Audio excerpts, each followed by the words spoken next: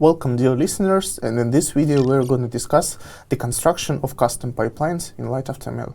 Let us proceed to the notebook. So we'll discuss different blocks of pipeline which exist in LightAutoML and how we can customize them to our own needs. So starting with the installation of LightAutoML and importing all necessary libraries, then we are setting the hyperparameters of training and downloading our dataset, which is a dataset for credit scoring, and these are binary classification tasks. So here we can see more than 100 different features, both numeric and categorical. We also add some additional features, handily crafted, and split the dataset into train and test to measure the performance of our models. So here we can see the training dataset, which consists of 125 different columns. So here we have our target variable, target, and more than 100 different other features. So here is the brief scheme of how the LightAutoML pipelines work. So first of all, we start with our raw data, which is a pandas table. And also we specify our task, which is a binary classification in our case. These two objects are proceeded to the reader, which converts the dataset into a special internal representation of the dataset, LAMA dataset, which is then fed forward into the ML models. And also reader is responsible of generating the cross-validation splits, which are also used to train our models. So if we proceed to the different levels of machine learning models in LightAutoML, here we have different pipelines on different levels, and here's this image at the bottom describing the scheme of one pipeline used by LightAutoML. So first of all, we have our inner data outputted by the reader. Then we have a pre-processing block, which consists of two steps of feature selection, pre-selection and post-selection, and the fixture extraction model between them. Then we have our ML block, which consists of different models. We can both use the models with the with default hyperparameters and models which hyperparameters of which are tuned by the tuner classes. This might be the the objects from Optuner library. Then this ML block generates its predictions, and if we have the models on different levels other than the 0 level, the features from the dataset are also combined with the features from the previous levels, so that we can do the stacking of models. The predictions of the model of the last level are fed into the blender, which does the weighted average of models, and then the blender outputs our predictions, which are out-of-fold predictions for the training dataset, and for the test set, we just average the predictions of all models, which is done by Blender. So in this video, we're going to implement the following scheme for the pipeline. And we start with the pandas reader, which is a reader object. So it takes pandas dataset as an input and outputs the dataset in internal format.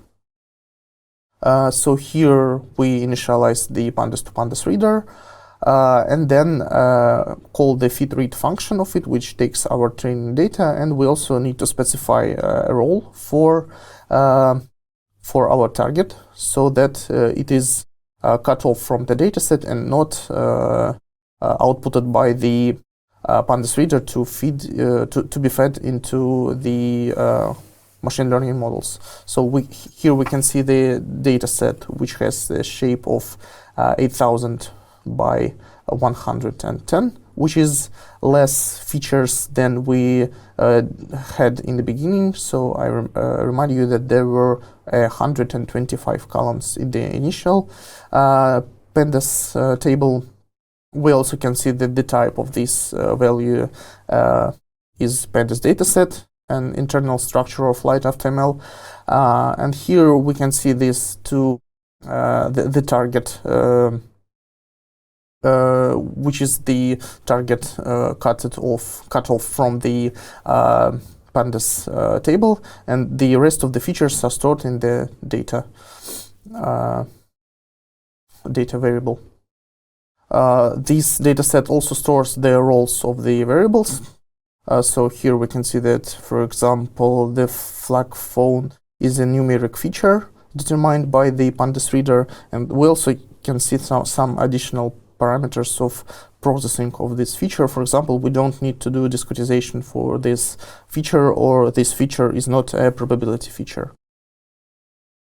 Here we can see also probably what here the name family status set is a categorical feature determined by the pandas reader, and we need to use automatical encoding for this feature. So then we proceed to the feature pipeline, which is a way that we're processing our features outputted by the pandas reader. So there are plenty of different presets defined by the LightAutoML for different linear or boosting models, and probably we even don't need to define our custom feature pipeline. But actually, if for some reason we want to do it, we can do it by defining our own class as my custom features in this case.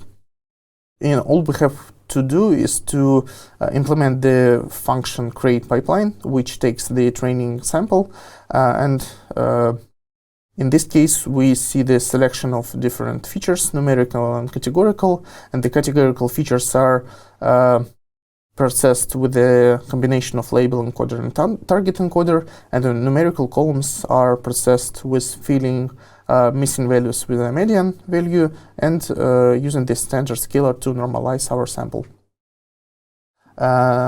So here we can see the process of creation of this my custom features object, and if we take our trained dataset outputted by pandas reader as an input for this transformation, we can see that it outputs the NumPy dataset, also the internal structure of LightAutoML, and this dataset has the shape of 8000 by 108. So, and this is the number of features that we processed. And we also can combine the existing feature pipeline with our custom made. This one is done by the append method, and we actually just concatenate the parallel outputs of the existing feature pipeline and our custom made.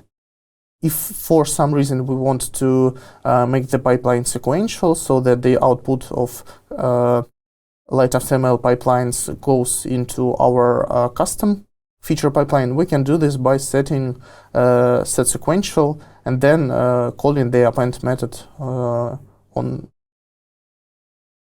taking our features pipeline as an input to this method. So then finally we are defining our models used to predict the target variable. So here we're, I'm wrong. Here we're defining the feature selector, which does the pre-selection steps of feature processing. Here we use model-based importance estimator, which uses LGBM boosting model and the LGB simple features feature pipeline.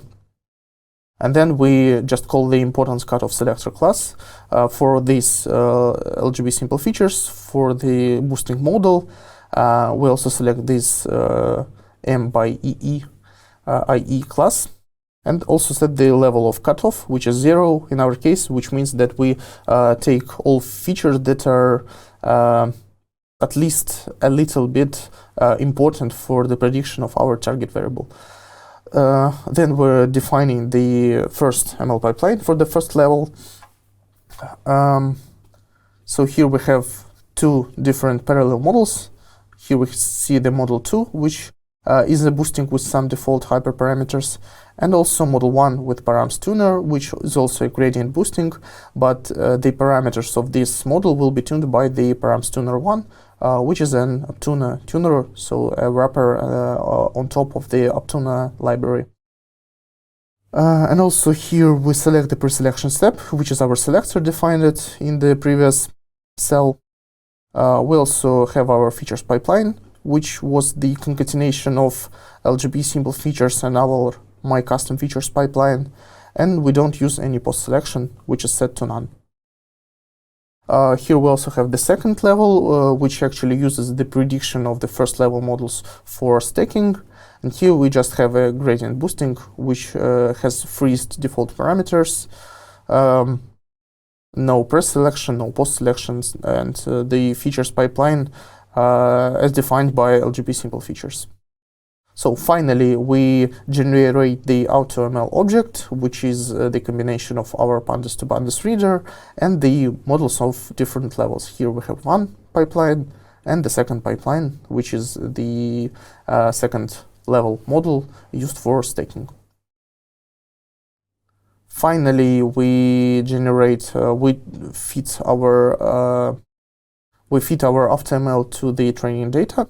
So here we see a very long logging message.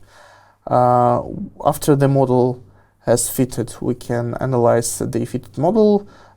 Here we can see the importances of different features on different levels. Here we see the importances outputted by a selector. Here are the importances on top of level. So actually here we didn't specify any blending model, so the final prediction is just the predictions of the best model, which is the 0, 1 in our case. And here we also can see the importances of lowest level algorithms, which were on 0 level, and the importances of the first level models. Finally, we can use our AutoML to predict the target variable on our test set.